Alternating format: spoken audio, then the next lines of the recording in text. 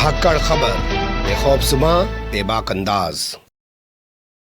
धाकड़ खबर में आपका स्वागत है। मैं आपके साथ हूं अकरम रईस खान। परसों एक चर्चा आपके सामने हमने रखी थी असम से डिपोर्ट किए गए कुछ भारतीयों को लेकर, जिन्हें ले जाकर बांग्लादेश के बॉर्डर पे छोड़ दिया गया, और वहां किस तरीके के हालात उनके सामने थे। उसमें बच्चा भी था, महिलाएं भी थी, और एक टीचर भी थे, और जिसके बाद देश ने पूरी दुनिया के अंदर सवाल उठने लगे। अब खबर आ रही है कि उन सबको वापस बुला लिया गया है असम के अंदर, और उनको उनके घर पर भेज दिया गया। तो बवाल जिस तरीके का मचा था उनको छोड़ने पर, अब उनके वापिस आने पर उसी तरीके की शांति है। जबकि होना यह चाहिए कि सरकार पर अब गंभीर सवाल उठने चाहिए, और सीधा कहा जाना चाहिए कि क्या असम के मुख्यमंत्री ने भारत के प्रधानमंत्री और भारत के गृह मंत्री के लिए कोई मुसीबत खड़ी कर दी थी, कोई बवाल खड़ा कर दिया था, जिसके चलते इस पूरे मामले को चुपचाप निपटाया गया। और एआईयूडीएफ जो इस मामले को लेकर ज्यादा मुखर नजर आ रही थी, कांग्रेस से भी ज्यादा खुलकर बोल रही थी, गवर्नर के दरवाजे तक भी जा रही थी, वो क्या अब इसका क्रेडिट लूटेगी और आने वाले चुनाव में क्या उसको इसका फायदा मिल पाएगा, ये भी एक सवाल उठ रहा है। सवाल ये भी है कि एआईयूडीएफ के जो अध्यक्ष हैं, वो जो मुंबई अस्पताल में भर्ती हैं, उनकी हालत कैसी है। तो इन तमाम पहलुओं को लेकर करेंगे बातचीत, क्योंकि एक बार फिर से हमारे साथ जुड़ने जा रहे हैं एआईयूडीएफ के राष्ट्रीय महासचिव भी हैं और प्रवक्ता भी हैं, मिस्टर कलिता जी। बहुत शुक्रिया कलिता जी वक्त देने के लिए। जी जी, नमस्कार, शुक्रिया। कहाँ पहुंच गए हैं हम? मैं तो अभी मुंबई में हूँ। मैं आया हूँ, ये अपना प्रेसिडेंट मुद्दुद्दीन अजमल साहब का आयात के लिए आया था, उनसे आज मिला, उनका हाल साल पूछा। वो अब पहले से बेहतर है। अभी डॉक्टर कह रहा है कि 4 महीने में वो ठीक हो जाएंगे, लेकिन वो कह रहा है कि लोगों का दुआ से मैं 2-2.5 महीने में फिट हो जाऊंगा। क्या चुनाव की स्थिति में वो असम के अंदर होंगे? जी जी जी जी जी, चुनाव में वो असम में होंगे, इंशाल्लाह क्या जो होंगे। ये हुआ है, रहीमा बेगम अपने घर पहुंच गई हैं, और वो तमाम लोग जो ले जाकर छोड़ दिए गए थे एक ऐसी जगह पर जिनके ऊपर हमला भी किया था बांग्लादेशी फोर्सेज ने, और ये वाले इनको वापस नहीं आने दे रहे थे और वे वाले उनको वहां नहीं जाने दे रहे थे, अब जो इनकी जी वापसी जी। हुई है रहीमा बेगम और तमाम लोगों की, इसे क्या आप अपनी जीत देखते हैं? नहीं, देखिए, मैं सबसे पहले तो मैं आपको बधाई दूंगा अकरम जी। आप पहली कौमी सहाफी थे जिन्होंने इसको उठाया। उसके बाद ही ये सब हुआ है। न तो इससे पहले तो कोई कौमी सहाफी ने इस मुद्दे को नहीं उठाया था, क्योंकि आसाम में जितना न्यूज हुआ आसामीज लैंग्वेज में, और बांग्लादेश में भी न्यूज हुआ, लेकिन वो बंगाली लैंग्वेज में। वो हम्म। हिंदी न्यूज या कौमी, इसमें आप पहले सहाफी है, इसलिए आपको भी बधाई हो। देखिए, मैं हम लोग जो यूडीएफ का जो नजरिया है, हम लोग कभी जीत हार वाली पार्टी है ही नहीं है। हम्म। हम लोग को है downtrodden people of Assam. Assam के जो अकलियती लोग हैं, जो जिनको ऊपर जुल्म हो रहा है, उनकी हक में आवाज बुलंद करना, चाहे वो यूएनओ में हो, चाहे वो दिल्ली में हो, चाहे वो दिसपुर में हो, जहां जहां भी हो।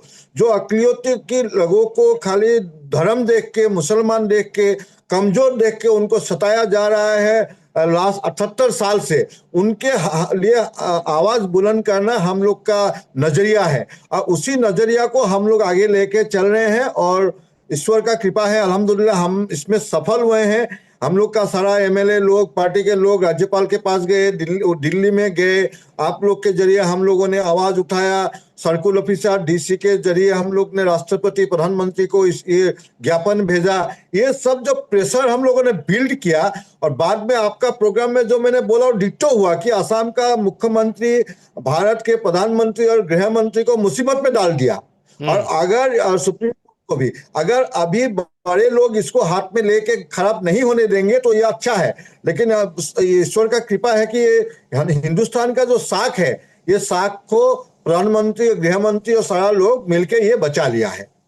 एक जो चर्चा चल रही है कि आपके और बीजेपी के बीच नूरा कुश्ती चल रही है, क्योंकि बीजेपी चाहती है कि आपकी पार्टी थोड़ा मजबूत हो असम में, और मजबूत होगी तो आने वाले चुनाव में अच्छा खासा वोट काटेगी, और वोट जब बिखरेगा विपक्ष का तो भाजपा को जीतना आसान होगा। इस बारे में क्या कहेंगे? उन्होंने भेज दिया, आपने विरोध कर दिया।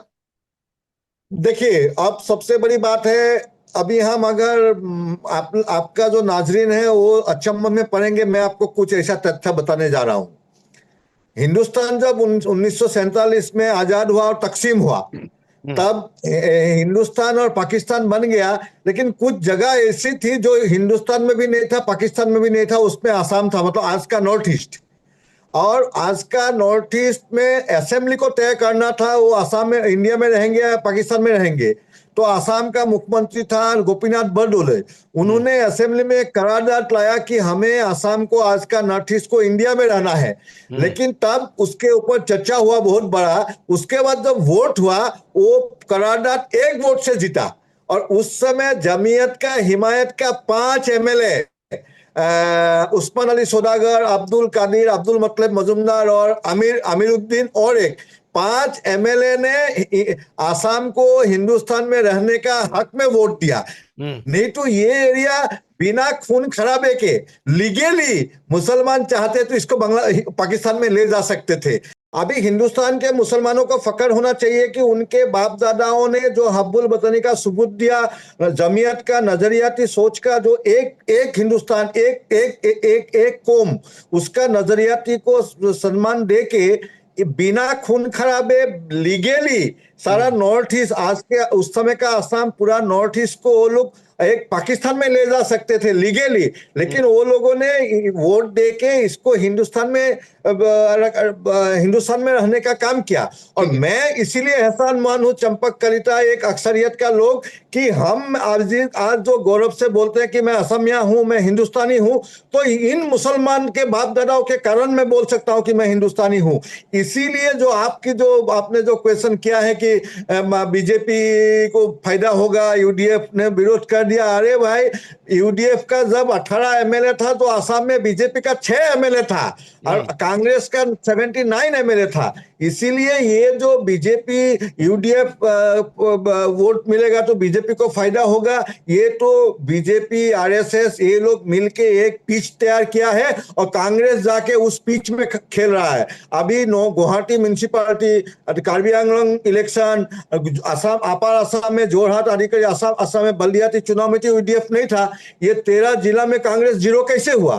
तो कांग्रेस ये नहीं, उनका जो बीमार है वो किस कारण से बुखार हुआ है इसका वो जांच नहीं कर रहा है, वो बुखार का दवा खा रहा है। लेकिन बुखार तो अपने आप में कोई बीमार नहीं है, बुखार एक बीमारी का एक सिम्टम है। इसीलिए कांग्रेस को चाहिए कि आपका क्यों आज ये हालत हुआ है, लेकिन उन लोग को कुछ करना नहीं है। आज आपको मैं उस दिन बोला था कि आज जितना बीजेपी कर रहा है, लेकिन बीजेपी कानूनन कुछ नहीं किया, क्योंकि सारा कानून बना के गया कांग्रेस। आज डी वोटर किसने बनाया, डिटेंशन कैंप किसने बनाया, आज 30 लाख विदेशी है बोल के किसने बोला, 50-60 लाख विदेशी है बोल के जायसवाल बोला, होम मिनिस्टर कांग्रेस का दिल्ली में। हितेश सेकिया बोला असम असेंबली में 30 लाख बांग्लादेशी है बोल के। तरुण गोगोई ने डी वोटर बनाया, आज 5 लाख लोगों को डी वोटर बनाया। तरुण गोगोई ने डिटेंशन कैंप बनाया। इसके बाद उन लोग का आज वो बोलते हैं कि यूडीएफ के लिए बीजेपी आई है। अरे बीजेपी आने का काम तुम लोगों ने किया। और आज जो मुसलमानों को तकलीफ हो रही है, कांग्रेस एक ऐसा पार्टी है जिसने आरएसएस के साथ कॉम्प्रोमाइज करके, और आज भी मैं आपको बताऊं, आरएसएस एक ऐसा मुसाफिर है जिसको कांग्रेस हो, आम आदमी पार्टी हो, बीजेपी हो, उसको बस से मतलब है, उसको बस में चढ़ना है, वो बस किसी का भी हो, जो जिस समय पावर में रहेगा उसी में वो उसका काम कर लेता है। तो आरएसएस का अगर सबसे बड़ा इन्फ्लुएंस कहीं है तो राजीव गांधी के बाद वो कांग्रेस में आरएसएस का इन्फ्लुएंस सबसे ज्यादा था। आम आदमी पार्टी में कांग्रेस आरएसएस का इन्फ्लुएंस है। ये कॉम्प्रोमाइज करके हिंदुस्तान के मुसलमानों को सताने का काम किया है। एक कागज, खाली एक जमीन का पट्टा, और मेरा कटाव में मेरा जमीन गया, एक सिंपल कागज मांग रहा था असम का मुसलमान। कांग्रेस 15 साल में कागज नहीं दिया। जो कागज देने के लिए सरकार का 1 रुपए का खर्चा नहीं है, वो कागज नहीं दिया। अगर ये कागज दे देता तो आज ये हिमंत बिस्वा शर्मा आरएसएस ये नहीं कर सकता था। चलिए, आरएसएस और बीजेपी जो आज असम में कर रही है उसके लिए असल में पूरा माहौल, जो पूरी फील्डिंग तैयार की है, पूरी पिच बनाई है, वो सब कुछ कांग्रेस ने बनाई, मान लेते हैं। तो आपका जो 2024 के लोकसभा चुनाव में हर्ष हुआ, आपके राष्ट्रीय अध्यक्ष तक हार गए, वो क्यों हुआ? जी देखिए, वो इसीलिए हार गए। एक है वर्चुअल बेनिफिट बोल के एक बात है कि आपको जो हिंदुस्तान का जो सिस्टम है मल्टी पार्टी डेमोक्रेसी, इसमें क्या है कि राहुल गांधी प्राइम मिनिस्टर बनेगा, मोदी का सरकार जाएगा, ऐसा एक जो माहौल तैयार है, संविधान को बचाना है, इससे हम लोग छोटा पार्टी, और हम लोग इंडिया गठबंधन भी नहीं थे, उसका शिकार हम लोग का हुआ। और हम लोग का भी कुछ गलती शायद था, हम लोग ने वो स्वीकार किया। अभी हम लोग जमहूरियत में है, जमहूरियत में जमहूर का जो आदेश है वो हम लोग ने सिर माथे पे लिया, और अपना भी गलती जो है वो हम लोग ने सुधार किया। और आगे अभी बल्दियाती चुनाव में, एमपी चुनाव से हम लोग का वोट बहुत आगे आ गया है। सीट कम आया ठीक। है, लेकिन हम लोग का वोट एमपी बढ़ चुनाव गया से है। कम 2-3-4% वोट हम लोग का इजाफा हुआ है। लेकिन आप और लोकल बॉडी अभी आप इलेक्शन से, देखिए, मैं लोकल बॉडी इलेक्शन से असेंबली के जी, इलेक्शन को कंपेयर नहीं कर सकते हैं। और यहाँ पे ये भी बताइए सर नहीं नहीं कि, नहीं, जी हाँ, यहाँ पे ये भी बताइए जो मैं बोलिए। पूछना चाह रहा हूँ, कि आपको लगता है कि रहीमा बेगम जिस तरीके से वापस आई हैं, आप लोगों ने जिस तरीके से पूरा मूवमेंट चलाया था, इसका आपको राजनीतिक बेनिफिट होगा? नहीं, देखिए, मैं वही चीज, मतलब हम लोगों ने बेनिफिट होने के लिए नहीं किया, ये हम लोग का जिम्मेदारी है। क्योंकि आवर पार्टी, हमारा पार्टी जो पैदा हुआ, हम लोग का मदर ऑर्गेनाइजेशन है Jamiat Ulema Hind. Jamiat Ulema Hind one nation theory को पहले भी मानते थे, आज भी मानते हैं, आगे भी मानेंगे, क्योंकि ये जमीयत उलेमा का नजरिया है। और हम्म। इस नजरिया की सबूत मैंने आपको अभी बताया माजी के बारे में, इसीलिए आज आसाम इंडिया में है। ठीक है। तो हम लोग को अगर फायदा मिला तो अच्छी बात है, लेकिन हम लोग ये काम हम लोग फायदे के लिए नहीं, पॉलिटिकल फायदे के लिए नहीं कर रहे। हम लोग आसाम के जो अकलियत के डाउन टू पीपल है, जो लोग एकदम निचले, जो लोग को कुचला गया, आपको सुनकर हैरानी होगी। एनआरसी जब बन रहा था, तो अब आपका जो पंचायत का लिंक सर्टिफिकेट, वो गवर्नमेंट ने मना कर दिया, हाई कोर्ट ने हम्म। मना कर दिया। तो बदरुद्दीन अजमल ने आके सुप्रीम कोर्ट में वो चुनाव केस लड़ा, और कम से कम 47 लाख महिलाओं को फायदा मिला। ठीक है। नहीं तो ये लोग एनआरसी से आउट हो जाते। चलिए, बहुत अच्छी बात है। क्योंकि ये चीजें हम लोग को, जी, अभी जो आसाम में आपका क्लॉज 6 का जो आसाम चुक्ति का जो हवा निकाला था, वो हवा खत्म क्यों हो गया? एक बात तो जो high level committee Amit Shah बना के दिया था, तो यूडीएफ, मैं खुद जाके बोला कि उन्होंने बोला कि 1951 और 1971 के बीच में जो लोग आए हैं उनको ये सब फायदा नहीं मिलना चाहिए। तो हम्म। हम लोगों ने बोला कि आप लोग उन लोगों के साथ बैठते क्यों हैं जो लोगों को असम अकॉर्ड, असम समझौता नहीं मानते हैं। तभी समुद्र भट्टाचार्य हमें क्वेश्चन किया कि तब +6 क्यों दिया गया है, हम्म। वो आपका सुरक्षा कवच। तब हम लोगों ने, एआईडीएफ ने, हमने हमने बोला कि क्लॉज 5 में असम समझौता ने जिन लोगों को आसामीज बनाया, उन लोगों को अगली 50-60 साल में कोई प्रॉब्लम नहीं है, इसीलिए क्लॉज 6 का आपका सुरक्षा कवच दिया गया। जब से यूडीएफ ने ये चीज कहा, आसाम वो क्लॉज 6 वाला हवा खत्म हो गया। ठीक है, अभी बहुत अच्छी बात इसीलिए है। यूडीएफ का बहुत होना, अच्छी बात है। और ठीक है। यूडीएफ ने लेकिन यहाँ पे आप यूडीएफ ने सवाल जितना मुझे टर्म, बताइए, क्या चुनाव से पहले जी, हिमंत बिस्वा शर्मा को सीएम की कुर्सी से हटा दिया जाएगा, क्योंकि उसने प्रधानमंत्री और अमित शाह की फजीयत तो करवाई है?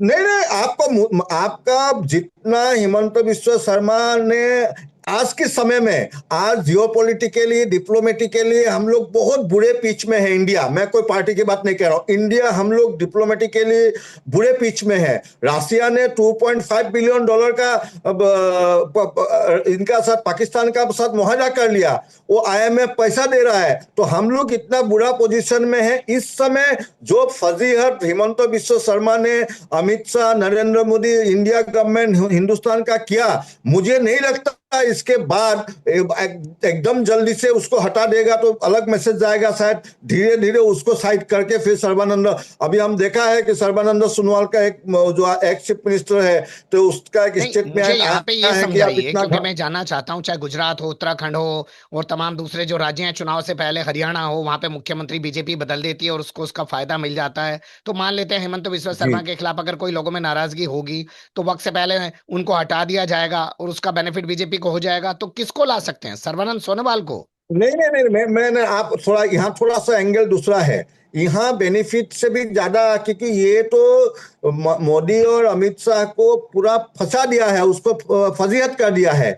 इसीलिए इनको, क्योंकि देखिए, यहाँ अगर आज का एज ऑफ नाउ हम लोग तो 35, हम लोग का एक पॉलिसी बना है कि 26 का चुनाव में हम लोग सिर्फ 35 सीट में लड़ेंगे, और उसमें से हम लोग 22-25 में टारगेट करेंगे कि हम लोग जीत किया है। हम्म। बाकी 126 सीट है, 90 सीट में हम लोग नहीं लड़ेंगे। तो अभी कांग्रेस का जो हाल है, हम लोग तो चाहते हैं कि कांग्रेस मजबूत हो, क्योंकि बीजेपी बीजेपी अगर कांग्रेस अगर चोर है तो बीजेपी डकैत है। इसीलिए कम से कम हम्म। चोरिया डकैत से तो चोर अच्छा है। इसीलिए, लेकिन कांग्रेस का जो हाल है, 13 जिला में उनको जीरो मिला है। तो हम्म। हम चाहते हैं कि कांग्रेस मजबूत हो, लेकिन अभी का जो हाल है, उस हाल में लेकिन स्वीकार करना पड़ेगा, अभी बल्दियाती चुनाव में बीजेपी कांग्रेस से बीजेपी कई गुना ऊपर है। हम्म। इसके लिए आपका सीएम का फेस मायने नहीं रखता है, लेकिन जो उन्होंने इन दो बड़े नेताओं को, हिंदुस्तान गवर्नमेंट को जो फजीहत किया,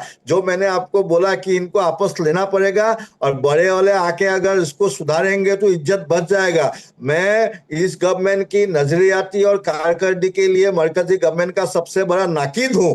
फिर भी मैं इनको बधाई देता हूं ठीक है। कि ये कम से लेकिन कम बधाई के साथ ये हिंदुस्तान भी की तो सवाल फजीहत उठाइए होने ना से सर। रोका है लेकिन कि। बधाई के साथ ये सवाल भी तो उठाइए ना कि हेमंत बिस्वा शर्मा ने जो फजीहत करवाई है, उसके चलते उनके ऊपर जी कार्रवाई होनी चाहिए, और इस पूरे मामले को लेकर आपको अदालत में भी जाना चाहिए कि साहब देखिए इसने जी जी, भारतीयों हम को उठा जाएंगे, के बांग्लादेश भेज दिया हम था, लोग का वापस हाफिज लाना पड़ा।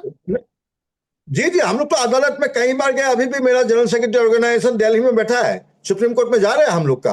कल हम्म। मेरा एमएलए अशरफुल, जो यूथ का प्रेसिडेंट है, वो जा रहा है दिल्ली। हम लोग तो ऑलरेडी केस में है, हम्म। कई केस माजी में भी कर चुके हैं, आगे में भी हम केस करेंगे। ऐसा सवाल तो बहुत है। 300 किलो आरडीएक्स कहां से आया? पहलगाम में एक भी पुलिस वाला क्यों नहीं था? हम्म। अभी हिमंत बिस्वा ने ऐसा क्यों किया? ऐसा सवाल तो बहुत है, लेकिन आजकल तो आपको मालूम है कि आप सवाल पूछोगे तो आपको पाकिस्तान भेज देना पड़ जाएगा, आपको देशद्रोही का केस लगा देगा। तब भी हम लोग तो पूछते ही रहेंगे सवाल, क्योंकि हमें चलिए। देश के जो लोग हैं, हम लोग को वोट दिया है, हम लोग ठीक को है। अपोजिशन में ठीक बिठाया है। है सवाल पूछने के लिए। हम हम्म। लोग ताउम्र आखिर सांस तक हिंदुस्तान को बचाने के लिए तो सवाल पूछते ही रहेंगे। हम तो सवाल पूछते रहेंगे, क्योंकि वे जनता ने विपक्ष में बैठाकर हमें इस जिम्मेदारी निभाई है, दी है, और हम इस जिम्मेदारी को आज से नहीं, पिछले 70-80 सालों से लगातार निभाते आ रहे हैं। और भारत के साथ असम को जोड़ने का क्रेडिट भी हम ही को जाता है। ऐसा ही कुछ ये बता रहे हैं चंपक कलिता जी, और मुंबई में है इस वक्त। और डॉक्टर बदरुद्दीन अजमल साहब से इनकी बात हुई है, इनके स्वास्थ्य को लेकर भी इन्होंने जानकारी दी है। लेकिन जो फजीयत अमित शाह की और मोदी की करवाई है हेमंत बिस्वा शर्मा ने, क्या उसके बाद वो कुर्सी पर रह पाएंगे? कितने समय तक रह पाएंगे? ये एक बड़ा सवाल है। आपने वक्त दिया, फिर आपके साथ किसी और मुद्दे पे जुड़ने की कोशिश करेंगे। धन्यवाद। Thank you.